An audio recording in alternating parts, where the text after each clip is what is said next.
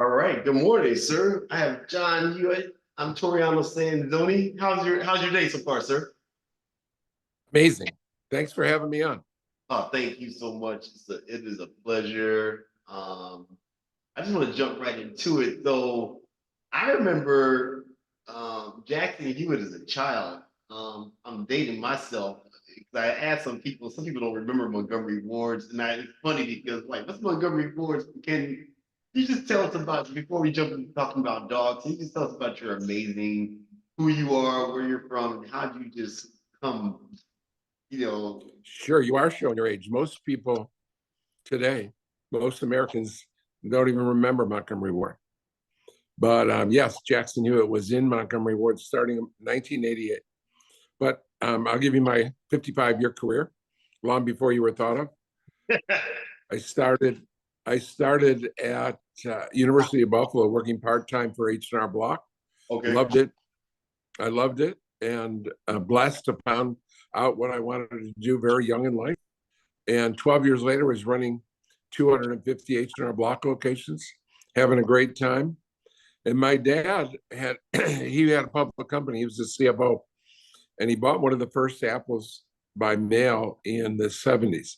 And he liked the mainframe that was running his. He liked the Apple better than the mainframe that was running his public company. So we decided we should computerize taxes. So in 1981, we built the first tax software for an Apple computer. No one wanted it. Got blessed and found a company called Mel Jackson Tax Service in Virginia Beach. The biggest blessing is I moved my family there, and the weather there is a lot nicer than Buffalo. Right. So we opened Mel Jackson. We merged the two companies, changed the name to Jackson Hewitt, and grew it to today. It's the 23rd largest retail chain in the country, 6,000 locations, so top 100 retail chain. I sold it in 97 and for $483 million. I had a 3 non-compete, but it didn't cover Canada. And because Jackson Hewitt's never gone to Canada. Having grown up in Buffalo, I knew Canadian taxes. So we opened Liberty Tax in Canada. And within 3 years became one of the top 100 retail chains in Canada. So now I've done it once in US, once in Canada. In 2000, came back to the United States. Now I had to compete against myself, my own name, my own software, my own system at Jackson Hewitt. And yet we grew faster than them and H&R Block combined. We opened 4,000 offices in 12 years. Again, a public company, again, worth $500 million. So I built two companies worth one 500 million, one $1 billion, 10,000 locations, brought in 5,200 franchises. And then I started Loyalty Brands. And with Loyalty Brands, it's a company with 8 different franchise systems. And the fastest growing is our mobile dog grooming business called Zoomin Groomin. So that's my 55 years. Wow. Let me ask you before we jump into just to talk about Zoomin Groomin. Just because everyone, and thank you all for watching this live on Facebook Live. Thank you, John. It's tremendous. I've just been doing just research on you. For those that just myself and those that might be curious, when you were growing up, did you just ever think were you that lemonade stand kid? Was there something just influential when you were growing up that you just said, hey, one day this is what I want to do?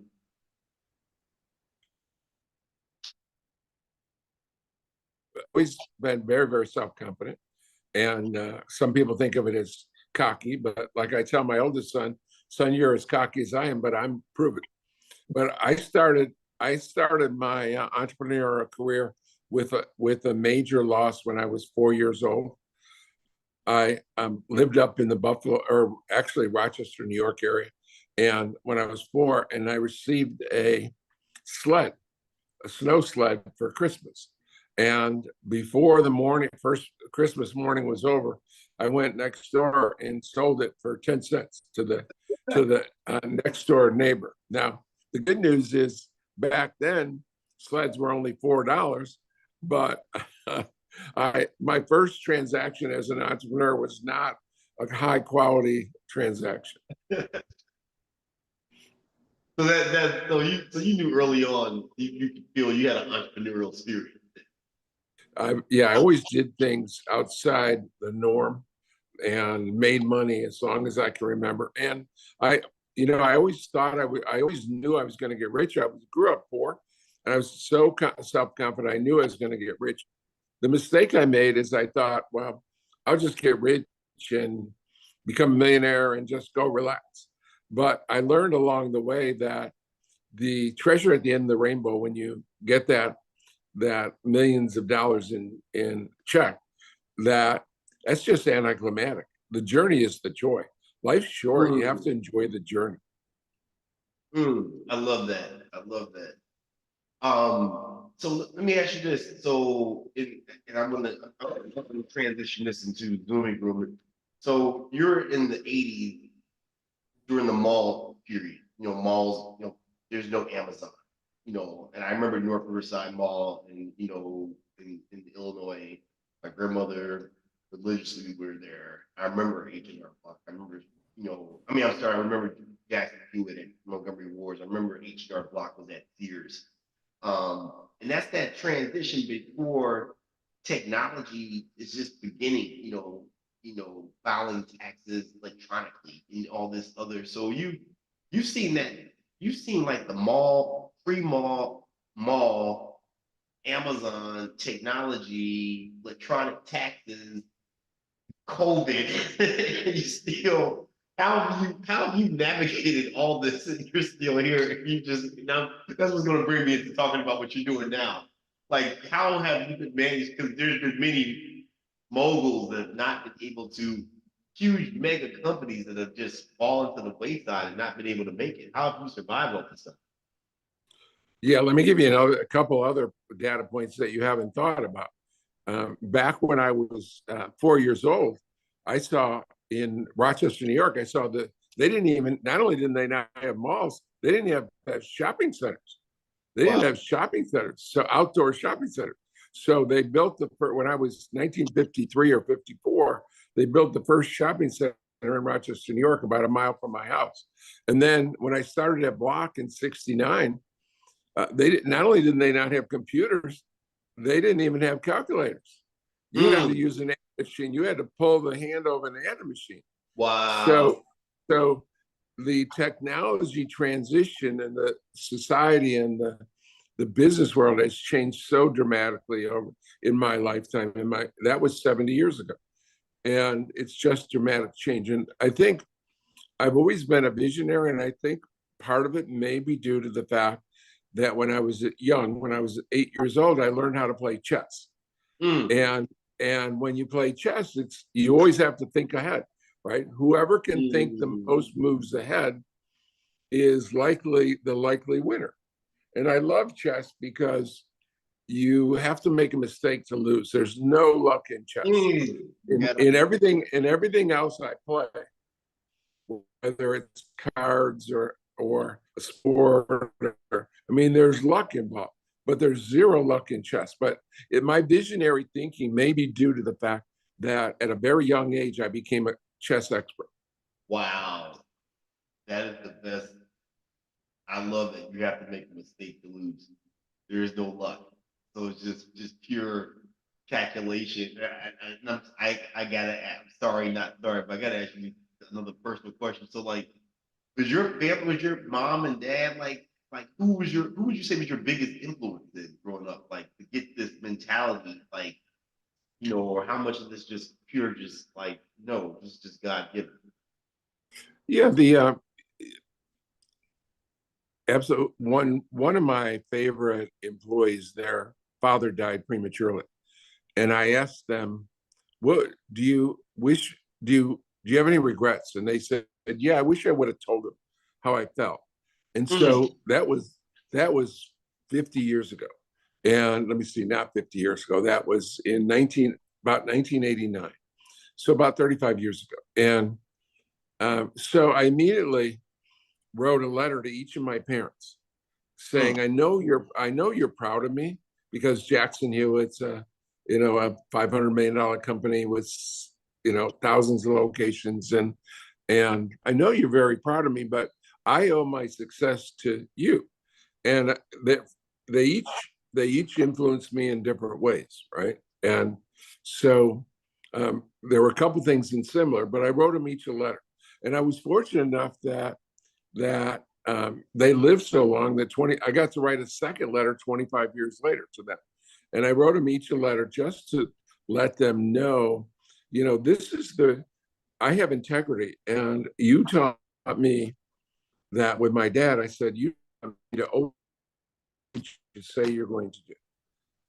And so, yeah, in life, they don't teach you in school. They don't teach you about the most important things in life.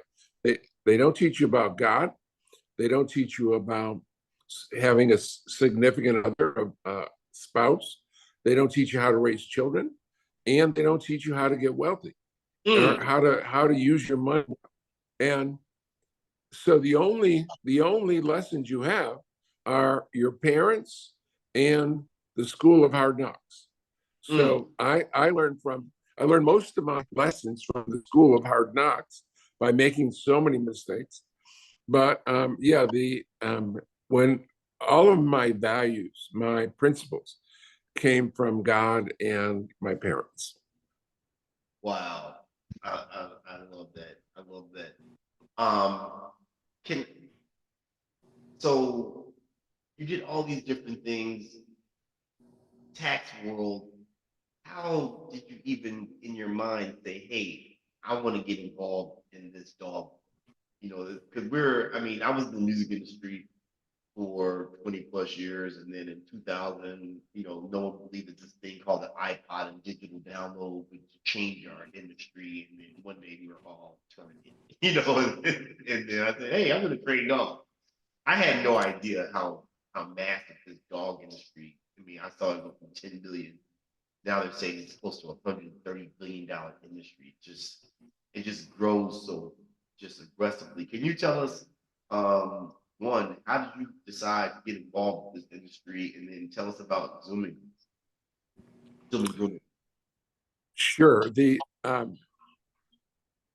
Well, first of all, I decided to get out of tax, and this is blessing, not how smart I am. This is more of my blessings in my life, right? But I decided to get out of tax temporarily because I had a non-compete with Liberty Tax after I sold. And one of them had former employees. He had been an attorney with me, a franchise attorney with me at both Jackson Hewitt and at Liberty Tax. And he was out on he was running, he was working for 35 different franchisors. And he said, John, why are you going to back in tax? Why don't you have a franchisor that has after 13 years only has 13 locations, and they have a great system. They just can't bring in new franchise, and that's what you're good at. You've already brought in 5,000 franchisees. Why don't you help them and make a deal with them? And so we began acquiring firms. And immediately, I said, yeah, that seems like a good idea. And I compete, so I didn't have anything to do in tax for a couple of years. So we went out and acquired some firms, and I just stumbled on the pet world. And by one of my people said, what about mobile pet grooming? And I said, aha, that makes so much sense, because again, if you go back to my life, early in my life, there was no delivery businesses back in the 50s.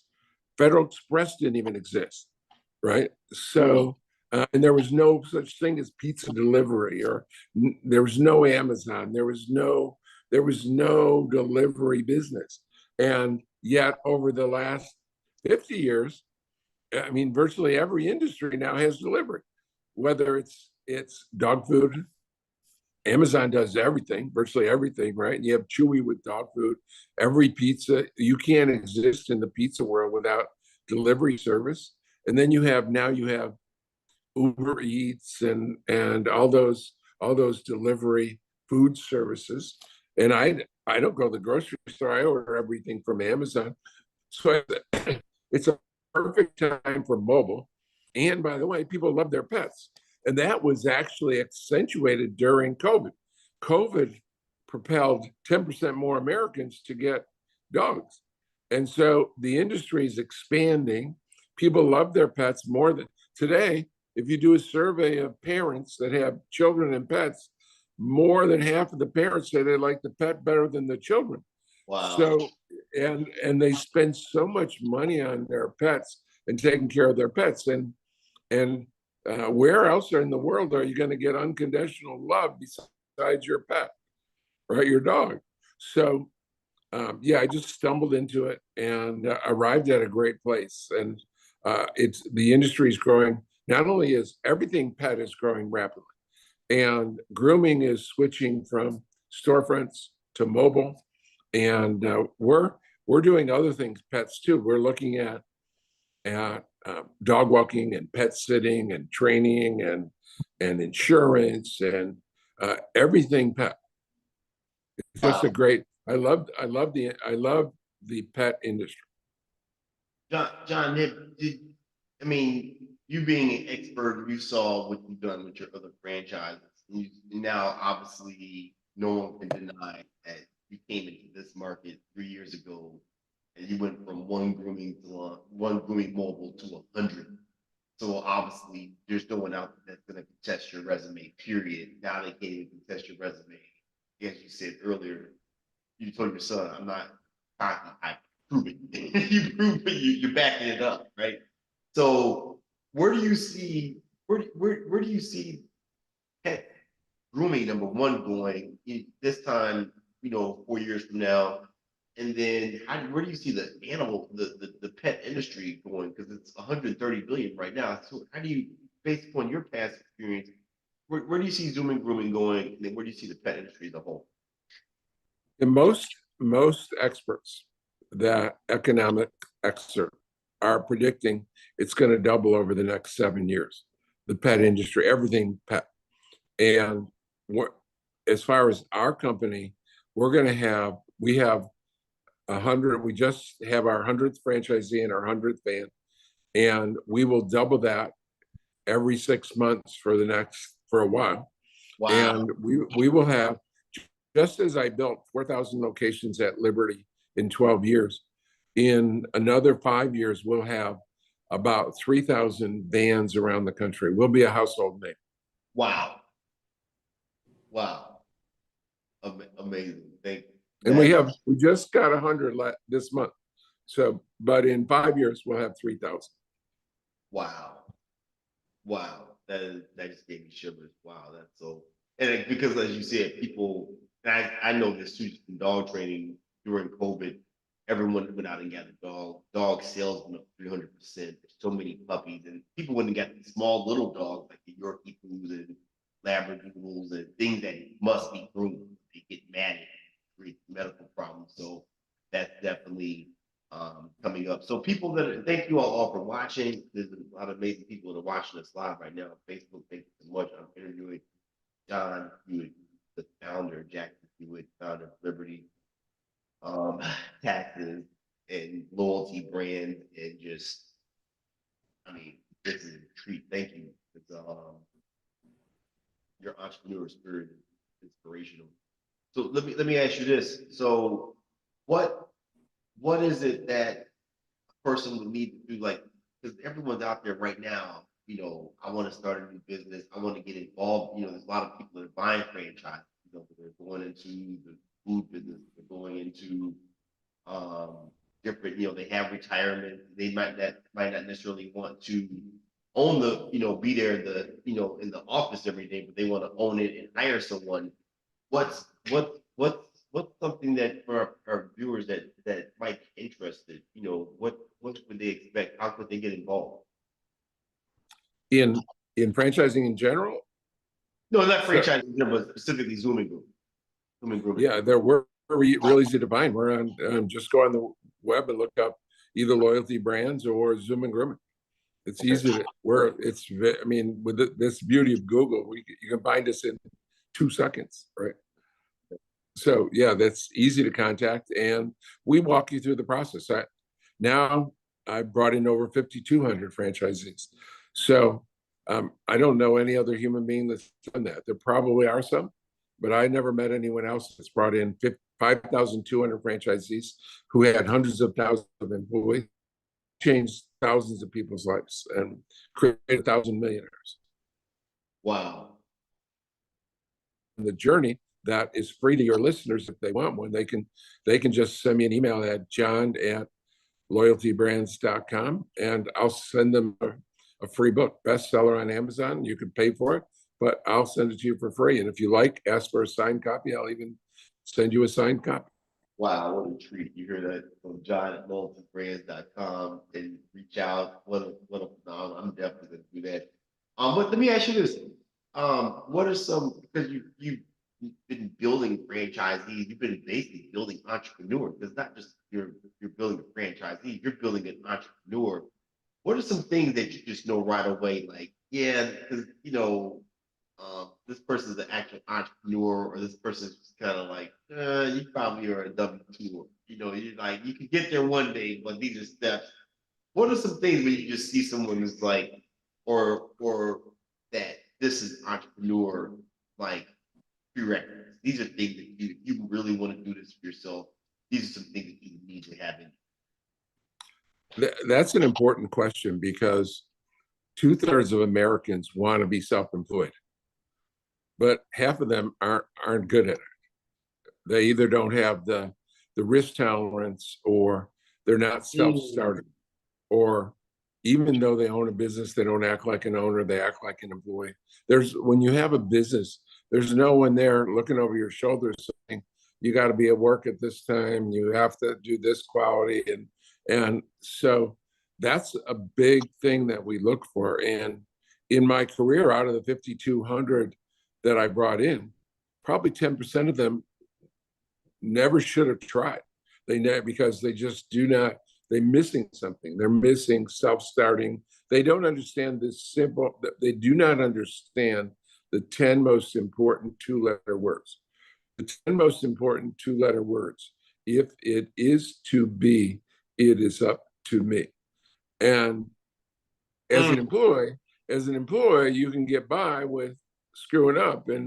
But when you're the boss, when you have your own business, you're CEO, the buck stops here, right? No one else to blame, no one else to help you. You have to do it on your own. And if it is to be, it is up to me.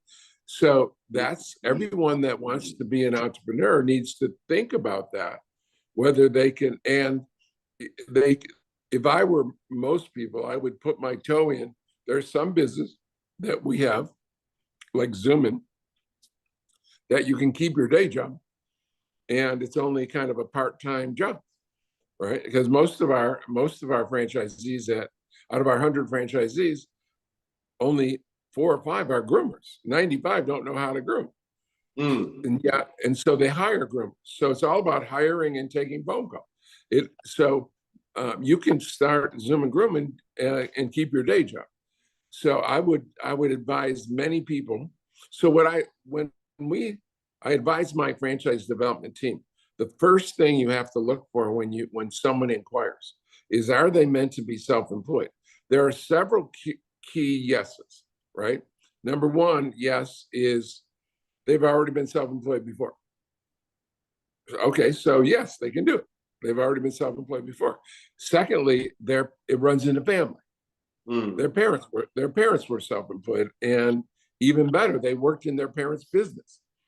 And so we look for characteristics, and we ask questions to ensure they're meant to be self-employed. That's the first thing we look for, because if they're not, then I always want what's best for every person. And if it's not best for you, then go find somewhere else to be extraordinary. Wow. I'm living with that phrase. If it's meant to be, it's up to me. What a powerful phrase. Let me ask you this. You said something, correct me if I'm wrong, but you said they don't have the risk tolerance. Right. Can you just, I have an idea. I just want those, I want to talk about that. Well, every person I've ever met faces adversity. It's not going to be smooth sailing. you're going to get knocked down, in some way that you can't even imagine, right? And Murphy's law is whatever can go wrong will go wrong at the worst possible moment. So you're going to face adversity, and that about 25% or 30% of the would-be entrepreneurs get knocked down and they stay down. Oh, woe is me, and I can't handle this, and this happened to me. Well, you have to go into it understanding you are going to get knocked down. And the people that are the most successful have made the most mistakes. Some of it is our own doing, right? Some of it is my mistakes caused my disaster, my own mistakes. So it's like in chess, if you make mistakes, the only way to lose is to make mistakes. But the key to losing in life and in business is lack of perseverance. Perseverance is more important than drive, intelligence, salesmanship, leadership. The most important attribute of success is perseverance. You're going to get down. Winners always get up. Wow, that's super powerful, and thank you all for watching. There's present for watching right now. So that's how I feel towards just like, especially right now for people that are because some people are still just recovering from business by COVID. So that, as you pointed out, everything is going mobile, especially even like grooming, because some people just they can't get their dogs to their the groomer and things of that nature. So but one thing I wanted to ask you too is that were you into dogs growing up? Did you have a dog? What's your experience with dogs personally? No, I never had a dog, and certainly today it's I travel 2 or 3 days a week, so it would be and I live alone, so it would be such a nuisance for the dog. It's not fair. And even when I'm not traveling, I'm away from home for 10, 12 hours a day. Wow. So it's not fair to the pet. Several of my girlfriends over the years had dogs that I liked and hung out with, but I've never owned a dog. Wow, and I love that. But you're killing it in the dog game right now. I love that. Exactly. Let me ask you this, a couple more questions. I'll let you go. But every time, a lot of times people they start giving up on themselves because like, oh, I'm at this age, I can't do it anymore, or I'm too old to learn this. And with your resume, and you're still going hard, you're traveling, you're moving hard. For those people that are out there that might be watching, saying like, "Hey, I've given up because I'm 50 or I'm 60, or I'm 70, and like now it's time for me to sit and think about going down to Marcos Island and retire, or like I now need to go to some place and just call it complete quits." And you're showing no signs of stopping at all right now.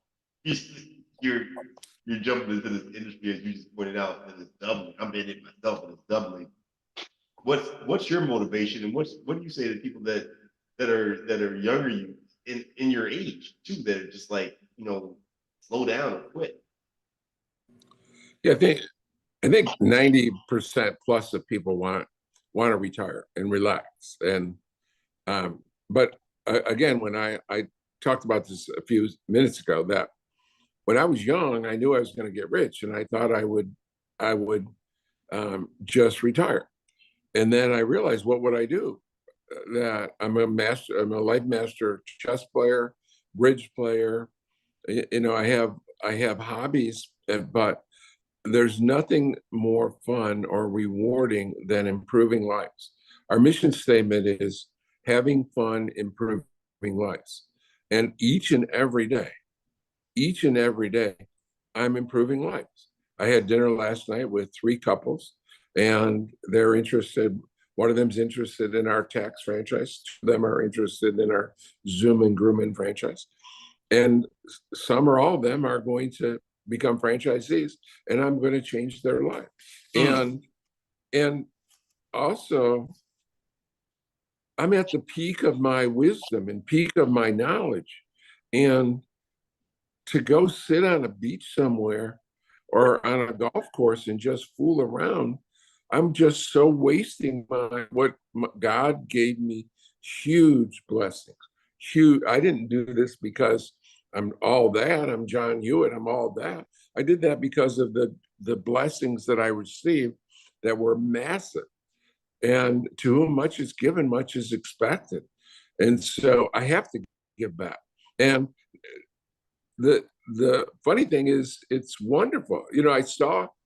I was so surprised. Within the last month, I was going through Facebook, and there was Denzel Washington. And he said something that struck me as crazy. He said, the most selfish people in the world are people that give to others. And I said to myself, wow. And then he went on to say, truthfully, and that's because they're so happy. They're selfish because they're happy, because the only happiness is changing lives and improving the world.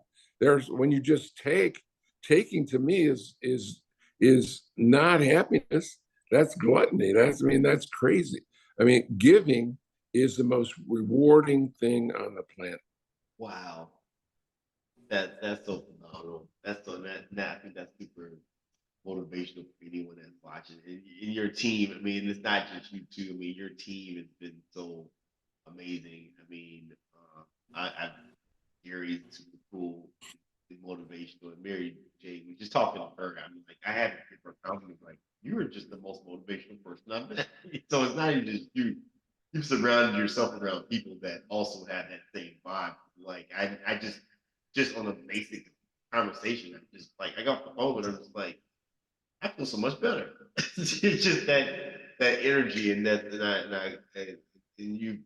you said, you've proven that over all these years to current day, and you're changing the pet industry that to me is so important. Like Johnny said, that our judgment, our culture will be judged how we treat our animals. And I think that is just so phenomenal that you're helping people and that's a big deal too, because a lot of people, I tell you all the time, some people just don't have a car. People can't put their dog physically, they can't put the dog up, especially with bigger dogs. The fact that you're offering a service where you come into someone's home to help them groom their dog is phenomenal. And my hometown, Chicago. Thank you for all my Chicagoans that are watching, and all my family and friends down in New Orleans, those my two favorite cities.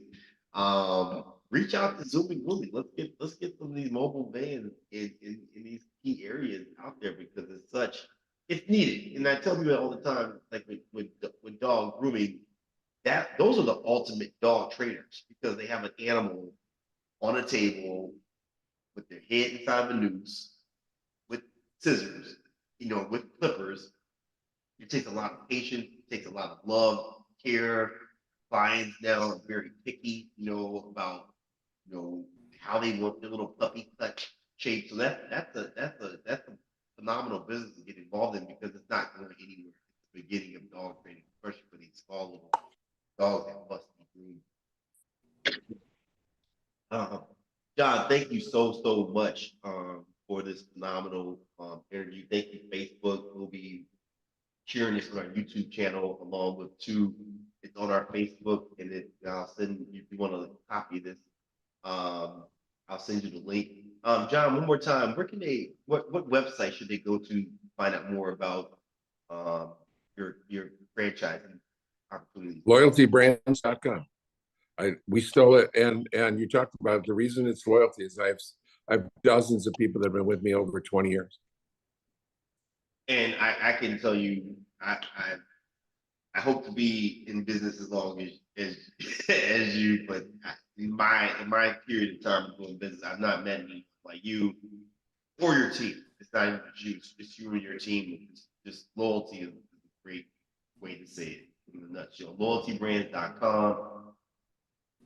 Thank you so much. I really appreciate interviewing you today. That you come on my podcast and big inspiration. So, my pleasure. Thank you. Have a wonderful day. Thank you, sir. Bye-bye.